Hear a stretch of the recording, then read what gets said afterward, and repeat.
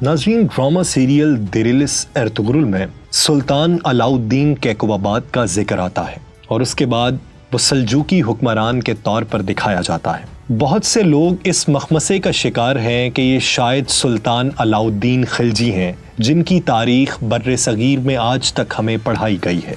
लेकिन आज की इस वीडियो में हम बताएंगे कि सुल्तान अलाउद्दीन कैकुबाबाद कौन है।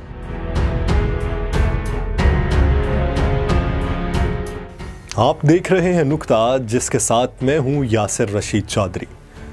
हमारी इस वीडियो को मुकम्मल देखिए। अगर पसंद आए तो हमारे चैनल को सब्सक्राइब कीजिए और बेल आइकन को दबाइए ताकि आपको लम्हा ब लम्हा ऐसी मालूमाती वीडियोस पहुंचती रहें। बसूरत दीगर हमें अपनी राय से आगाह कीजिए।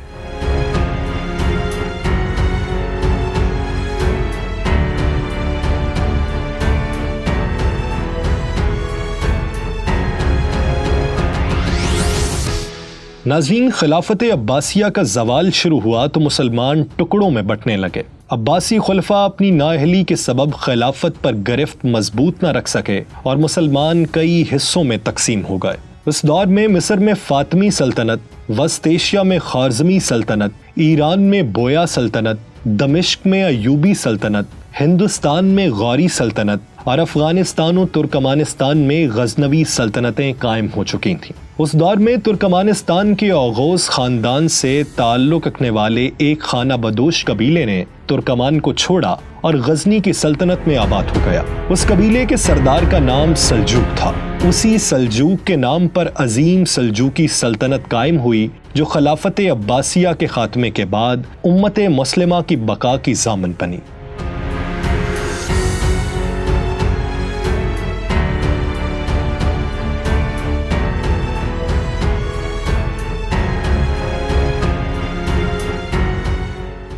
तुगरुल बे बिन मिकाइल बिन सल्जूक ने 1040 में मसूद गजनवी को शिकस्त देकर गजनी हुकूमत का खात्मा किया और सल्जूक सल्तनत कायम की। उस सल्तनत का नाम उसने अजदाद के नाम पर रखा। उसने बाज़ंतीनियों से जंग जारी रखी, जिनकी सल्तनत की हुदूद उसकी सल्तनत से मिलती थीं। सल्जूक सुल्तान तुगरुल बे मुसलमानों की बिखरी हुई रियासतों को मुत्तहिद करना चाहता था। इस मकसद के लिए उसने अपने भाई चिगरी बे के साथ मिलकर बगदाद में काबिज बोया शिया हुकूमत के खिलाफ जंग की और बगदाद पर काबिज हो गया और खिलाफत अब्बासिया को दोबारा बगदाद मुंतकिल किया। इससे कबल बोया हुक्मरानों के बगदाद पर कब्जे की वजह से अब्बासी खलीफा बगदाद छोड़ गए थे। उस अजीम सुल्तान ने बगदाद फतह करने के बाद जब खलीफा को बगदाद बुलाया तो उसने खुद खलीफा के घोड़े की लगाम पकड़ रखी थी। सुल्तान तुगरुल खलीफा के सामने ऐसे पेश आता जैसे वो उसका गुलाम हो। तुगरुल बे ने खलीफा से अपने नाम का सिक्का जारी करवाया।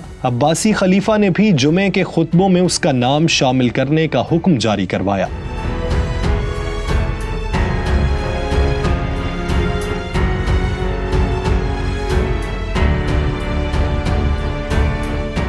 तुगरुल बे ने 1053 में बाज़ंतीनियों से जंग की और उन्हें शिकस्त दी, लेकिन वो बाज़ंतीनी इलाकों पर मुकम्मल कंट्रोल हासिल नहीं कर सका। 1063 में उसकी वफात के बाद उसका भतीजा अल्प अरसलान बिन सुल्तान बना। ये वो दौर था जिसे सल्जूक का पहला सुनहरी दौर कहा जा सकता था। अल्प अरसलान ने एक तरफ मावराल नहर तक का इलाका फतह किया, दूसरी तरफ उसने मिस्र और अफ्रीका में मौजूद फातमी हुकूमत के खिलाफ ऐलान जंग किया। लेकिन 1071 में मलाज़करत के मकाम पर बाज़ंतीनी हुक्मरान रोमानूस चहारम ने उसकी फौज को आन घेरा। सुल्तान अल्प अरसलान पहले फातमी मुहिम से फारिग होना चाहता था और उसने रोमानूस को दरख्वास्त भेजी कि जंग मुलतवी की जाए, लेकिन रोमानूस ने सोचा कि शायद सुल्तान उसकी कसीर तादाद से डर गया और उसने हर सूरत जंग का फैसला किया। मलाज़करत के मकाम पर अल्प अरसलान ने रोमानूस चहारम को शिकस्त देकर एनातोलिया पर कब्जा कर लिया और रोमन सल्तनत की सरहद तक का तमाम इलाका उसकी हुकूमत में शामिल हो गया।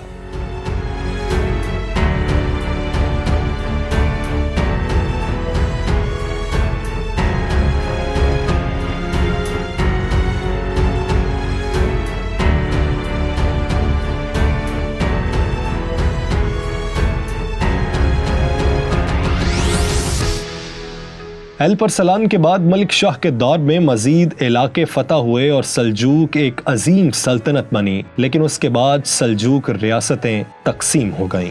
रूमी सल्जूक सल्तनत वो सल्तनत थी जो बाज़ंतीनी रियासत की सरहद पर थी। उसमें अनातोलिया का इलाका शामिल था जहां आज तुर्की आबाद है। सुल्तान अलाउद्दीन कैकुबाबाद रूमी सल्जूक सल्तनत के 12वें सुल्तान थे। सुल्तान कैकुबाबाद से पहले उनके बड़े भाई सुल्तान अज़ाउद्दीन कैकाउस सल्जूकियान रोम के सुल्तान थे। आमतौर पर यह ख्याल किया जाता है कि कैकुबाबाद के वालिद कैकाउस थे, लेकिन कैम्ब्रिज हिस्ट्री ऑफ तुर्की जिल्द अव्वल में दर्ज है कि कैकुबाबाद कैकाउस के छोटे भाई और सुल्तान गयासुद्दीन के खसरो अव्वल के बेटे थे।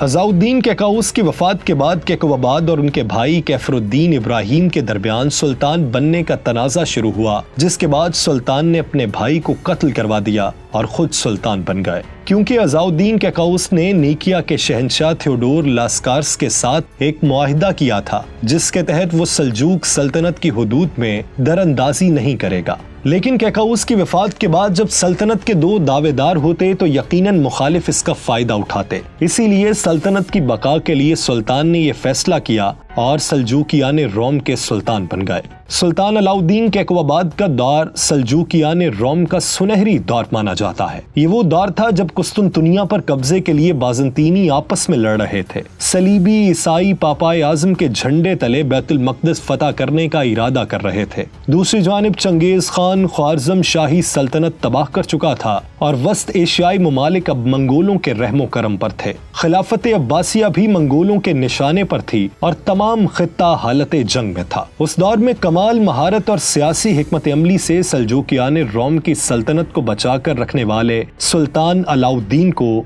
आलिया का खिताब मिला। उनकी हिकमतों मुदब्बिराना क़यादत से सल्जूकों ने न सिर्फ कुस्तुनतुनिया बल्कि निकिया के बाज़ंतीनियों से मुआहिदे किए और चंगेज खान के बेटे ओक्ताई खान से भी मुआहिदे किए, जिसके बाद मंगोल खतरा भी टल गया।